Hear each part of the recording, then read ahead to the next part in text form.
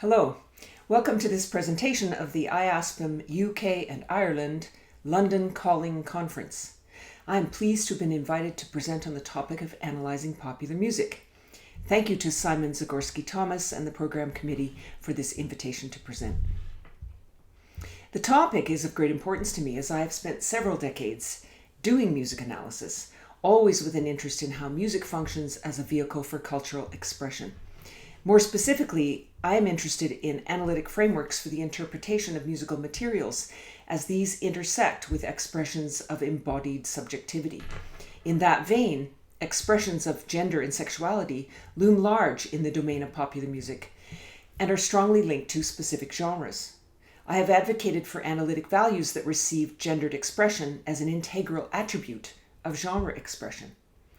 Today I wish to conduct some analysis that brings to the fore such questions about gendered expression within popular music genres. The case in question is the work of Floor Jansen, a vocalist who has had an illustrious career in the related genres of symphonic and progressive metal. I plan to tell you a story of genre and of gender, and to examine how these constructs are bound.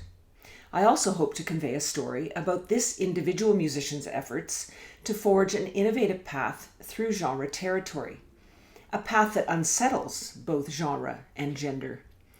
I see the analysis that I am about to present as a kind of mapping of a singer's passage through genre territory, a journey through which her own musical subjectivity emerges and transforms in remarkable ways.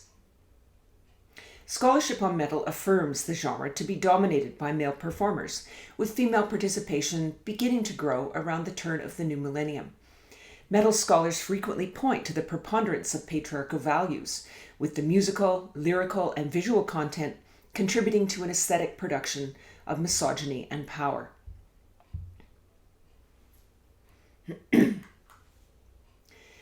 The participation of women in metal is often received as being staged for the patriarchal gaze and critiqued in relation to sexist ideologies and archetypes.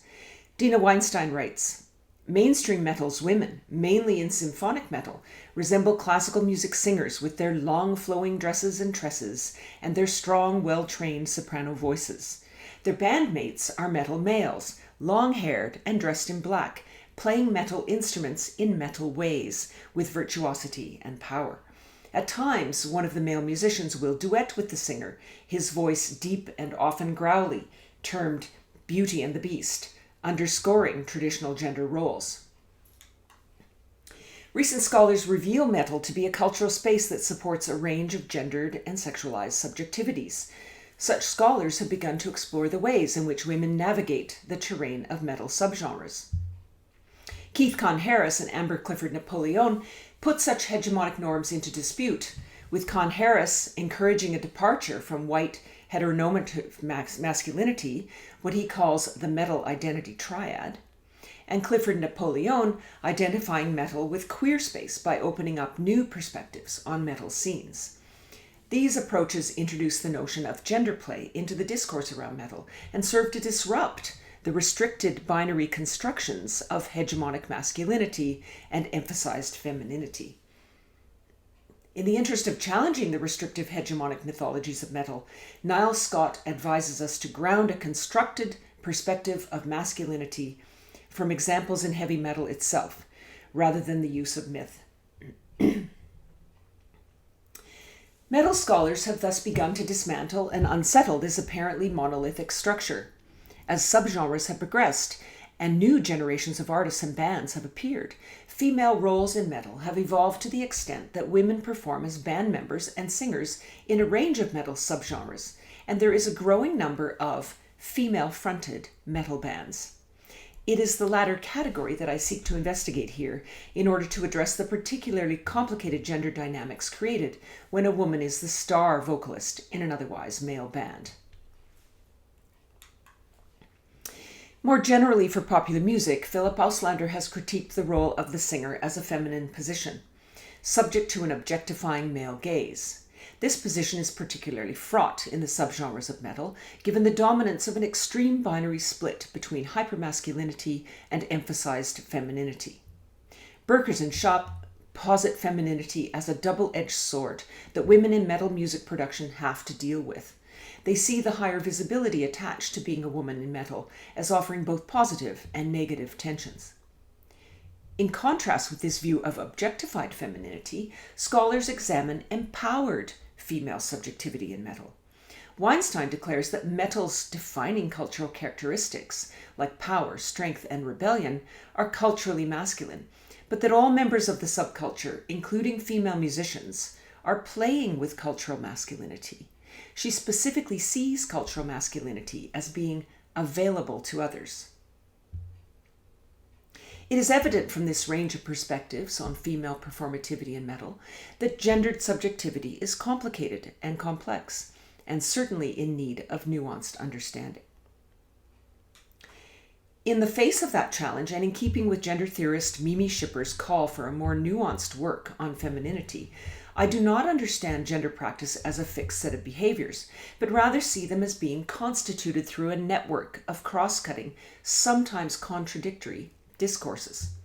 Understanding masculinity and femininity as symbolic constructions, I am interested in an alternative model for gender structures that allows for multiple configurations of femininity and advocates for a dynamic discursive process in which gender is produced and contested. For Schippers, cultural gender maneuvering is a process of negotiation in which the meanings and rules for gender get pushed, pulled, transformed, and reestablished. Floor Jansen has been received as a highly successful female metal singer. Known for her vocal performances in symphonic and progressive metal, her work offers an interesting case study in female metal vocal expression. While she has sustained a role in several consecutive bands, After Forever, Revamp, and Nightwish, she has also collaborated as a featured artist on certain tracks. Consequently, we have a breadth of material to consider and much to learn from her work. Floor Jansen's performances of Beauty and the Beast vocals comprise an expressive framework through representations of femininity and masculinity operate within musical conventions and genre rules. I hope to reveal how the attributions of expressive power constitute that relationship, while yet opening space for cultural gender maneuvering. I aim to be thorough in my analysis of analytic parameters for each selected song: lyrical content, formal, temporal, and harmonic elements, instrumental and vocal gestures, timbral effects, dynamic intensity, and production staging will all figure prominently in my analyses. Beauty and the Beast vocals emerged in the mid-1990s with gothic death doom bands such as Theatre of Tragedy, Within Temptation, Tristania, and Sirenia. Theatre of Tragedy, fronted by Liv Christine, had a major success with the song Der Tanz der Schatten, Dance of the Shadows, from the 1996 album Velvet Darkness They Fear. Let's take a moment to consider this track. The lyrics are delivered in alternation by the male and female vocalists, with the male depicting a kiss as a fatal act, fraught with a tension between hate and love, while the female invites him no longer to dance with grief, but instead to dance the waltz of Lucifer with her, to join in eternal darkness. The text of this song would most certainly reward the analyst with discoveries of intertextual references to the Romantic and Gothic poets. The song setting is characterized by a slow tempo, D minor harmonic patterns, a dark bass and guitar texture, and distorted guitar tone. Atmospheric keyboards signal the Gothic metal genre. Liv Christine's light soprano is juxtaposed with a deep, growling vocal. Let's listen.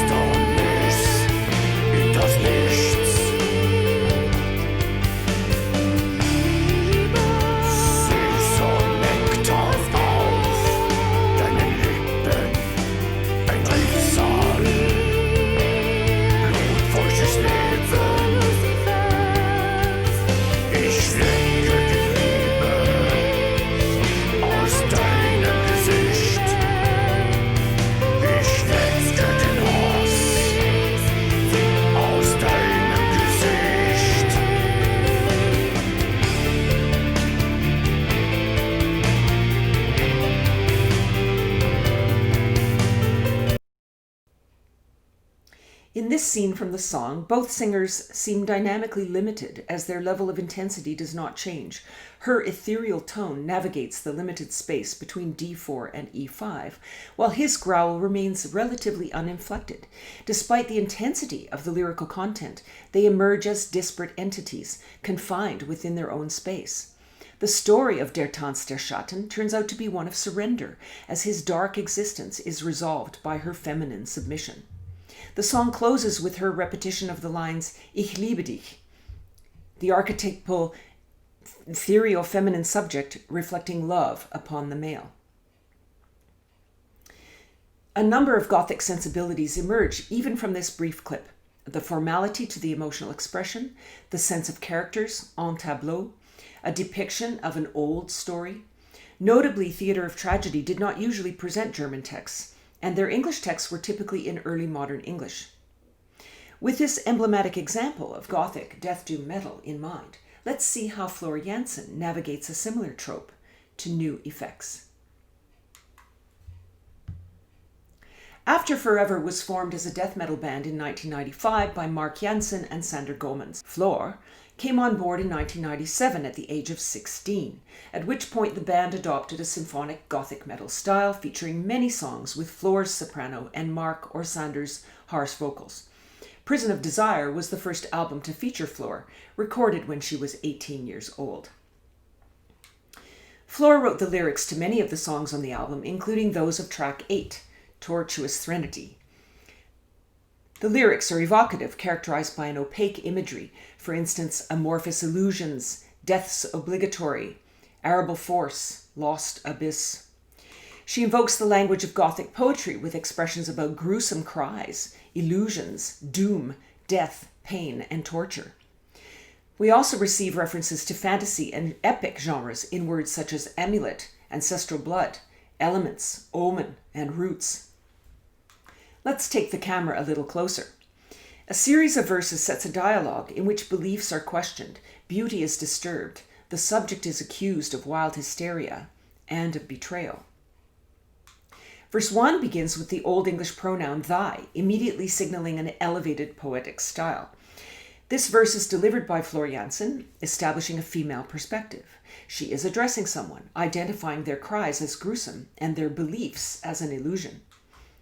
The refrain offers a simple declaration, the beauty disturbed, communicating an ominous message of disruption and harm. In response, the male voice presents an amulet that serves as a door to the past, a doomed tiara knight that conjures an archetypical young woman in wild hysteria. In these symbolic terms, her loss of innocence comprises the beauty disturbed. The amulet and the painful ode serve as a constant reminder that she has betrayed her proper femininity. Vaguely identified as death's obligatory, her punishment is eternal. The verses thus convey a theme of disciplinary control over female sexuality and rely upon a hegemonic binary between doomed femininity and punitive masculinity. How is this story conveyed musically? The song intro sets a Gothic doom atmosphere with a very slow tempo and a C minor harmonic orientation that is contrasted with a Phrygian harmonic effect at the end of the fourth beat. A false relation between D and D flat emerges in the acoustic guitar as it articulates C minor scale patterns against the Phrygian progression. Atmospheric keyboards and warm bass fill out the texture. Floor's entry is accompanied by a distorted rhythm guitar in the right channel and the entry of kick and hard snare. Floor's airy, light legato outlines C minor, bounded by G4 with its upper and lower chromatic neighbors, and the high E flat. As she moves into the refrain, she delivers with greater intensity, managing the vocal break effortlessly as she arpeggiates up to G5. Mark Jansen's sustained growling vocal begins with intensity, but fades before her high D flat closes, which is heard in false relation to the Phrygian D flat. None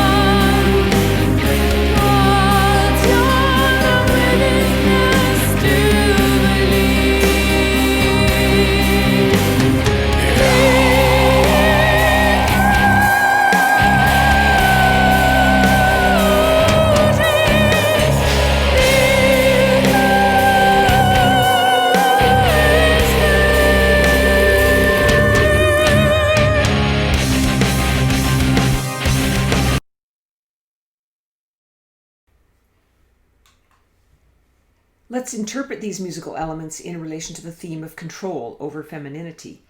The Gothic doom aesthetics create an anticipation for heavy effects to come, opening the sonic space for the extremes of high and low, light and heavy. The modal conflicts and false relations contribute to a sense of distance or remove. The distorted guitar and hard snare build sonic boundaries around her voice. She engages a light tone, holding back in her intensity, just as Liv Christine did with Theatre of Tragedy. Floor's melodic constraints reveal her to be operating within clear boundaries. However, she embellishes with chromaticism. During the refrain, her increased intensity and vocal agility are juxtaposed with Mark's growl, tracing her path. Is he supporting her or policing her? Mark's growling vocals continue into the second verse, introduced by a brief link that sets a higher tempo with a strong backbeat and rhythmic riff that stops on beat 4.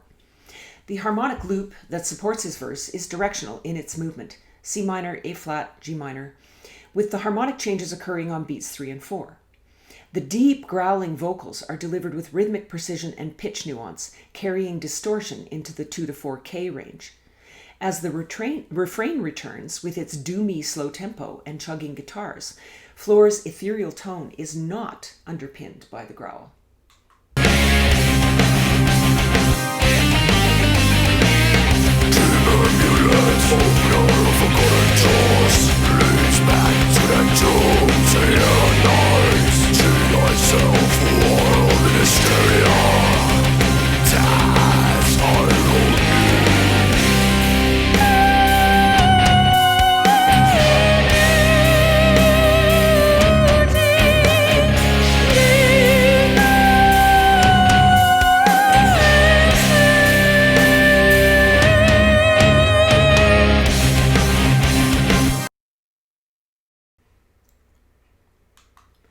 Let's interpret this musical content in relation to the threat of punishment for her doomed Tiara Knight. The male subject arrives on the scene with the tempo, increased energy, and rhythmic metric patterning of a march. As he occupies the sonic spectrum, the driving harmonic pattern and rhythmic precision suggest urgency and force. What does it mean when her voice delivers the refrain without the underpinning growl? Is this an act of resistance or compliance? The refrain is followed by another growled verse, which in turn leads to the bridge section. The bridge lyrics comprise an appeal that the cry, the ode, will be heard, as her history of pain, fear, bleeding, cultivating will all lead back to a secret that ought never to be revealed. These lyrics show the female subject to bear a burden of regret for her dark secret, her betrayal, which is grounded in history. The story is thus elevated to a broader historical level of female subjectivity. Bridge A returns to the slow tempo, but then alternates between 60 and 120. Her strong vocal belt travels up to E flat 5, notably the pitch that is understood to be the highest safe zone for chest timbre. The underpinning harmony cycles through the progression 6, 4, 5, 1. As she arrives at the search for ancestral blood, a signifier for female genealogy, an atmospheric texture begins in a slow tempo with a gentle backbeat. She shifts here to a gentle head voice, carrying it down to C4. Overdubbed vocal harmonies accentuate the atrocious roots, and her cadence on exposed is elided into the instrumental section that follows, featuring a distorted guitar tone.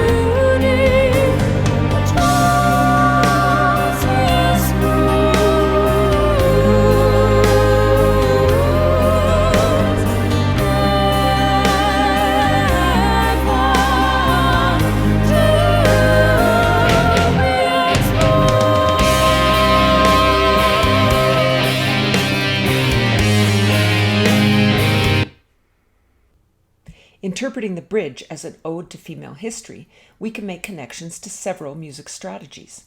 The alternating tempi and vocal belt create a sense of emotional urgency. The harmonic pattern invokes the doo-wop progression, long associated with pop ballads. The textural and dynamic shift transport the listener to a new space, concomitantly with the reference to ancestral blood, and harmonized vocals embellish the atrocious roots. As her exposed cadence elides to the next section, the harmonic patterning continues and gains new momentum through the distorted guitar line. The song closes with a final verse and chorus, juxtaposing his assertion of the truth, axiom, with her declaration that this history, these odious memories, perish. The writing here leads to an ambiguity of subjectivity.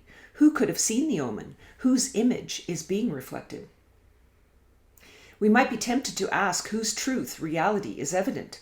Does she succeed in burying the history that he understands to be the regime of truth? The closing chorus features Floor's strong vocal, now supported by the distorted lead guitar. Double kick drumming, backup choral voices, and faster tempo contribute to the song's peak of sonic intensity. Floor once again asserts vocal agency, conviction, and power as she shifts effortlessly between chest and head voice.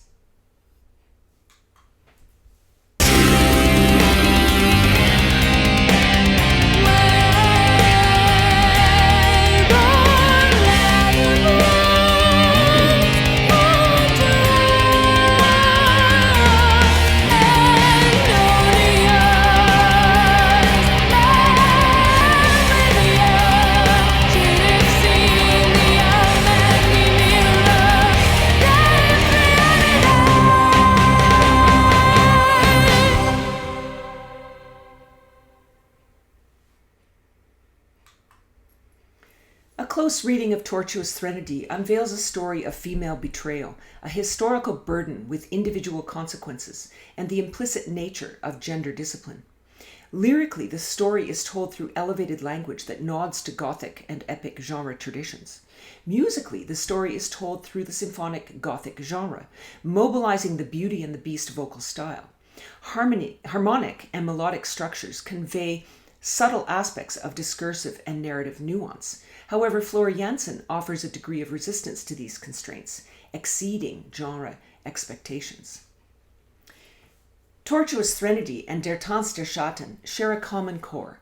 They are both stories about female submission, delivered within the Gothic genre. However, After Forever subjects that story to new expressive and progressive sensibilities. I would like to illustrate how they continue on that path by examining another track. Since my analytic interpretive method is probably evident by now, I will move at a faster pace from analytic data to interpretive reflection. I turn now to the opening song, Discord, from the eponymous album released by Nuclear Blast in 2007. This final album was recorded in 2006, when Floor was 25 years old. The lyrics, written by Floor, feature 4 verses in which a male and female are in dialogue, with him speaking first and the two joining together for the final line of each verse. Compared to the elevated poetic style of the former track, we now witness an everyday style of language, although mundane expressions, such as "you need to get out of my sight," are contrasted with weightier concepts: faith, forever, forsake, wound, power. While the verses present an active argument, the chorus and bridge comprise a broader appeal for commitment, with the choir offering social commentary on the discord that is being witnessed. The intro, characterized by a very slow tempo and D-Phrygian progression, presents a dark, heavy, and layered symphonic metal texture. A 2-bar string melody repeats, accentuated by wind flourishes. The verse is marked by doubling of tempo. As the voices dovetail, a growling male vocalist, Sander Gommans, presents the call, and Floor responds with nuanced pitch delivery as on Heart, clear consonants, and a weighty chest delivery. The voices come into rhythmic unison in the last line.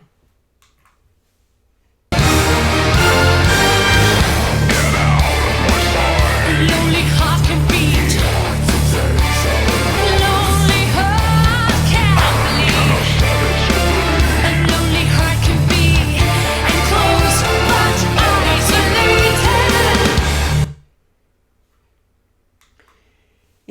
musical presentation of an argument, the intro creates an epic sonic space and theatrical texture. As the voices begin, an energetic tempo pushes the argument, sitting harmonically on D minor with elevated intensity on the shifts to E flat. The voices speak over one another, responding to the immediacy of an emotional situation. We see here in this edited live performance video how the argument is staged.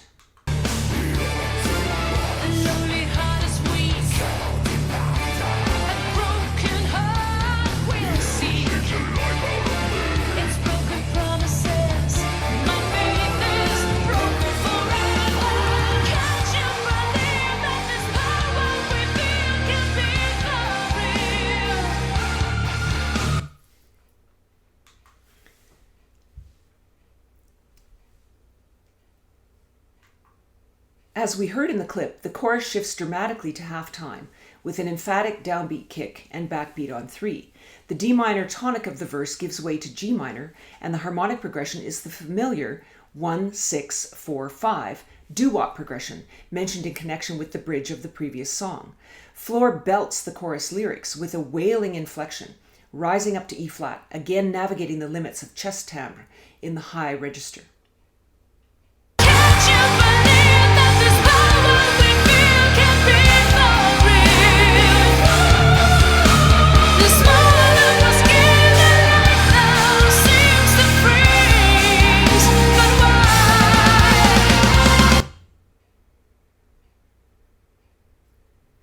Following the chorus, the bridge offers a striking harmonic shift from G minor to B flat minor, ending with a chromatic return to D minor. Supported by double kick drumming and overdubbed in the second line to increase vocal intensity, her voice sustains a strong belt, even on the high E flat.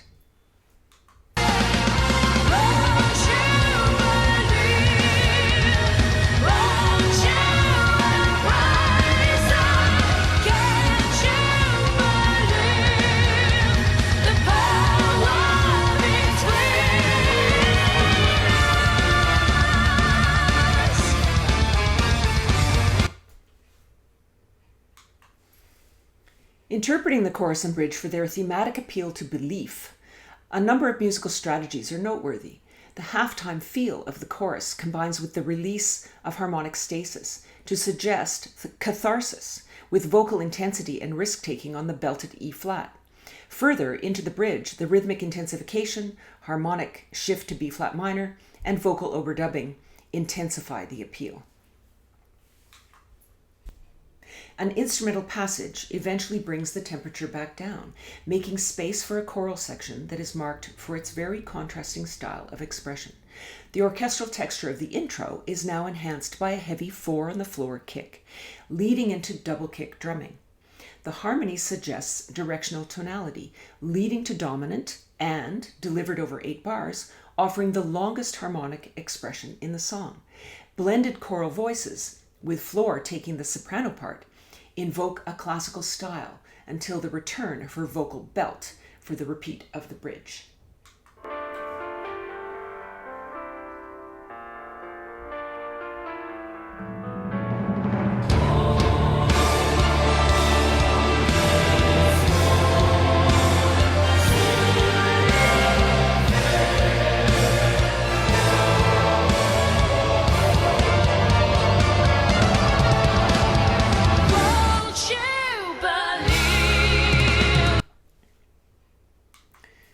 Although seemingly a mundane argument about faithfulness, the woman in this debate rebuts the accusations that are leveled against her.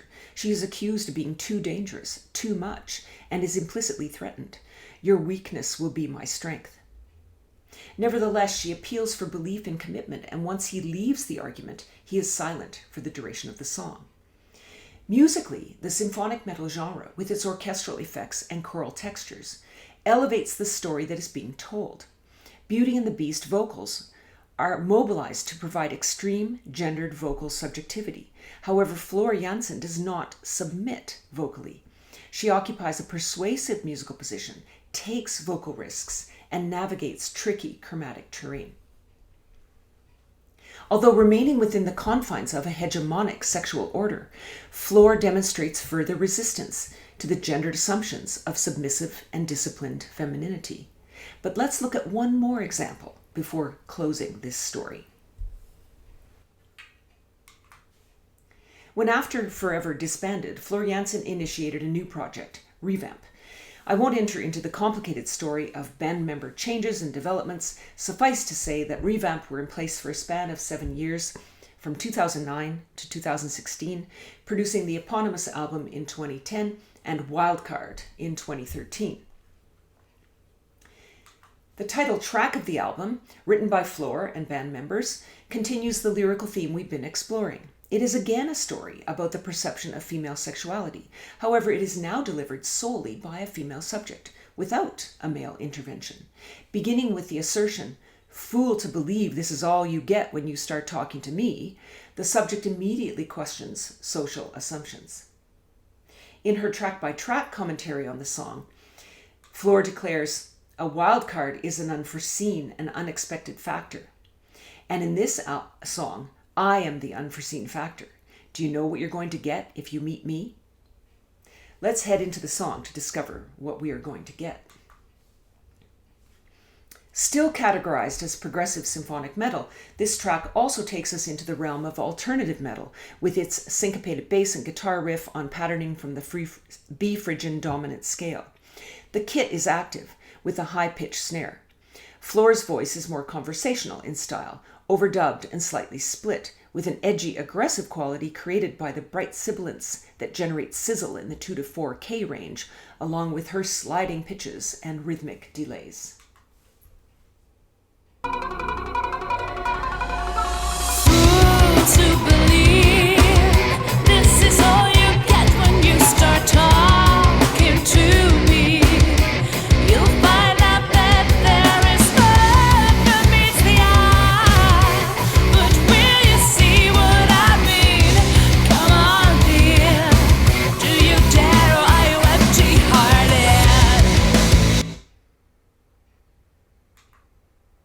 The alternative metal underpinning continues into the pre-chorus, where Floor shifts to a vocal belt, adding grit and landing on C5 with a large vibrato.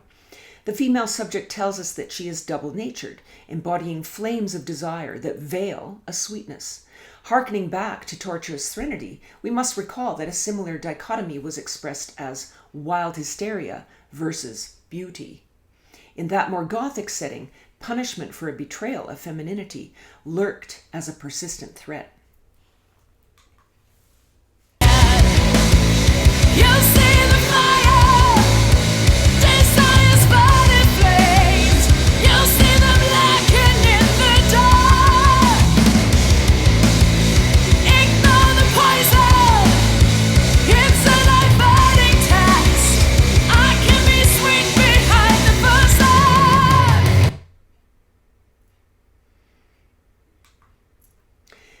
The chorus now asks, "What's the truth?" also hearkening back to the question of whose truth was on display in the earlier song. Now our female subject is a player, and she is bold enough to dare her sexual object for a ride. Following the conversational presentation of the verse and the belted pre-chorus, Floor now introduces a light, sweet head voice in a mid-range delivery, which is a vocal space that could safely accommodate her powerful belt. However, she saves the belt for the higher register that should be delivered in her head voice, taking a vocal risk by belting on a high F5, a pitch that resides well beyond the safe zone for chest timbre.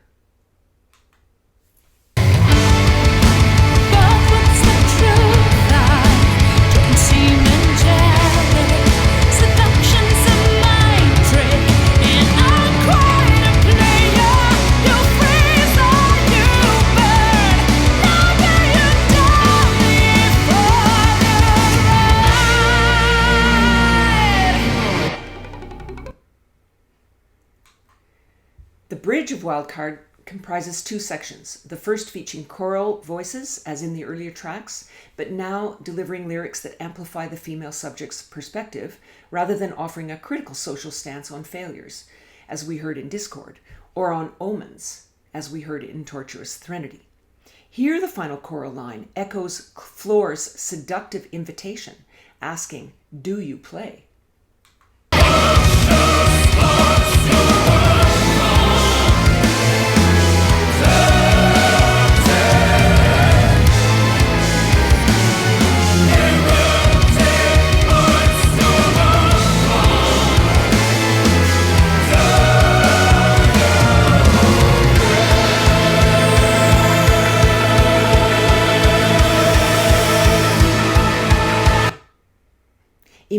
following this choral passage, the second section of the bridge presents Floor's growling vocals, as the harmony remains static on A minor, with dissonant sharp 4 and an emphatic beat. Floor offers a mid-range harsh growl in a style that death metal listeners might link to Carcass. Lyrically, this is a moment of doubt in the song, when the female subject is questioning whether to adopt the light, safe, or the dark, seductive side. After establishing clearly that the lyrics fly in the face of cultural assumptions about women, we witness the weight and burden of those assumptions, even on a putatively defiant woman. Following the vocal growl, Floor switches effortlessly to her angelic head voice, extending the lyrics of the chorus to further assert herself and amplify the deer. Let's watch how Floor closes the song in this live performance.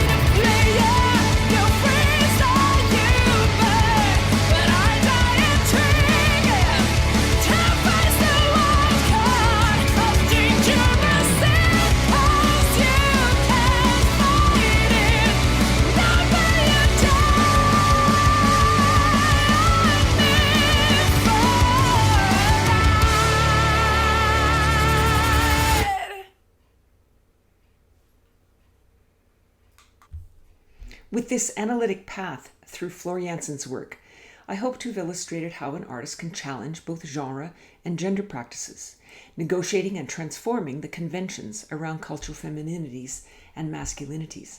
I chose these 3 songs for their sonic properties, primarily for their evident engagement with the Beauty and the Beast vocal style. But as I conducted my analysis, I discovered the songs also to be connected by their thematic treatment of female sexuality. The extreme opposition of feminine and masculine voicing coincides well with this thematic material, creating a sonic framework through which we can observe gender performance. Through her lyrical and musical expression, Floor Jansen pushes against gender norms and consequently transforms genre practices. On a broader level, I also hope to have illustrated the value of popular music analysis for the understanding of significant cultural expression. Thank you.